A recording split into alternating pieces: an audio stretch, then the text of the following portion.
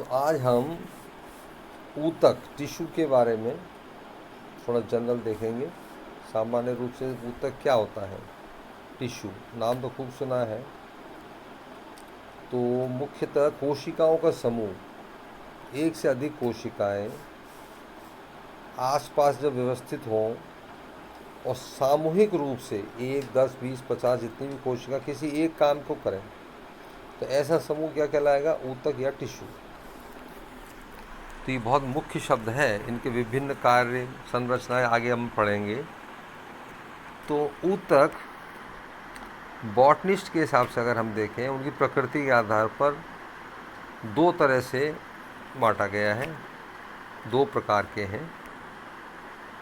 ऐसी कोशिकाएं जो लगातार विभाजन की क्षमता रखती हैं, विभजोतक मेरिस्टेमेटिक, और ऐसी कोशिकाएं जो लगातार विभाजन की क्षमता नहीं रखती, यदा कदा प्राप्त कर लेती हैं, और मुख्य रूप से ये स्थायी ऊतक के नाम से पहचानी जाती जानी जाती।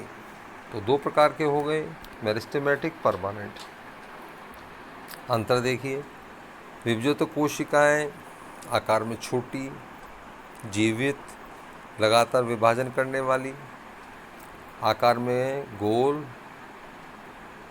अंडाकार, बहुभुजी, पॉलीगोनल, बहुत सारी भुजाएं होती हैं, गोल भी नहीं, अंडाकार भी नहीं।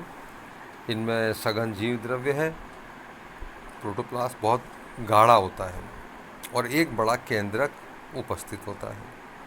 कोशिकाओं के समूह के बीच में कोई भी अवकाश, जिसको हम क्या बोलेंगे, इंटर सेलुलर स्पेस, अंतर कोशिकीय अवकाश, नहीं पाया जाता। ध्यान दें, नहीं पाया जाता। इसका वर्गीकरण विभिन्न आधार पर किया जाता है।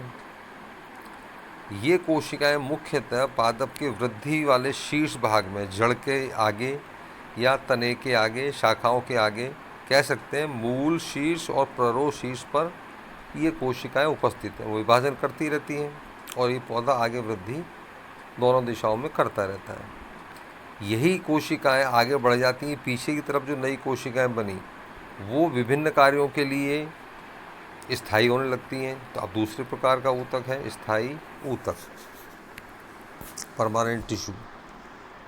अंतर है पहले वाले से, तो किसी विशेष कार्य को करेंगी।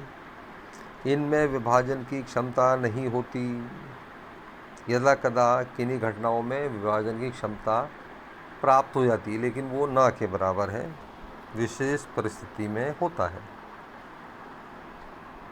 स्थायी ऊतकों में क्योंकि एक या एक से अधिक प्रकार की कोशिकाएं संयुक्त रूप से मिलकर किसी कार्य को करती हैं। ध्यान दें, एक तरह की या विभिन्न आकार की कोशिकाएं मिलकर किसी एक काम को अंजाम दें, तो ऐसी कोशिकाओं को हम क्या कहेंगे? स्थायी ऊतक, परमानेंट टिश्यू।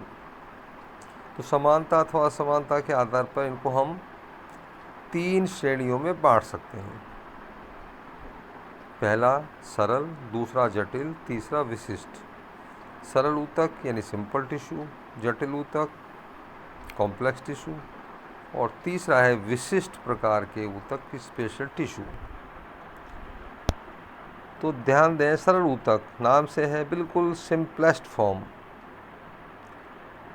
सरलता जिनमें हो। मृदुतक कोशिकाएं जिनमें ज़्यादातर होती हैं, दृढ़ोतक कोशिकाएं होती हैं, ये क्या कहलाते हैं? Simple tissue. तो मृदुतक, स्थूल कोण ऊतक, दृढ़ ऊतक, ये 3 इसमें आते हैं। दूसरा मुख्य प्रकार है कॉम्प्लेक्स यानी जटिल टिश्यू। इसमें सम्मिलित कोशिका एक से अधिक तरह की होती हैं, जबकि ऊपर वाले में क्या था? एक प्रकार की, जबकि यहाँ एक से अधिक प्रकार की। जैसे जाइलम, फ्लोएम, जाइलम में 4 प्रकार की कोशिकाएं मिलकर के 4 प्रकार, 4 नहीं 4 प्रकार की कोशिकाएं मिल करके एक काम को करती हैं। ऐसे ही फ्लोएम, तो हम कहेंगे जटिल। और अंत में जो है विशिष्ट ऊतक, इन कोशिकाओं में विशिष्ट प्रकार का कार्य निष्पादन पाया जाता है, काम को करने की क्षमता पाई जाती है। इसमें सामान्यतः हम कह सकते हैं स्रावी संरचनाएं प्रमुख हैं।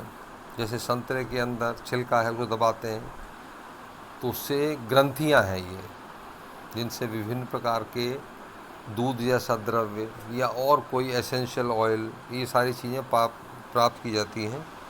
तो ये सेक्रेटरी स्ट्रक्चर्स मुख्यतः हैं। तो ऊतक कोशिकाओं के द्वारा किया गया कार्य, एक कार्य किया जाता है। दो तरह के होते हैं, मेरिस्टेमेटिक और परमानेंट। परमानेंट को तीन भागों में, सिंपल, कॉम्प्लेक्स और स्पेशल टिश्यू में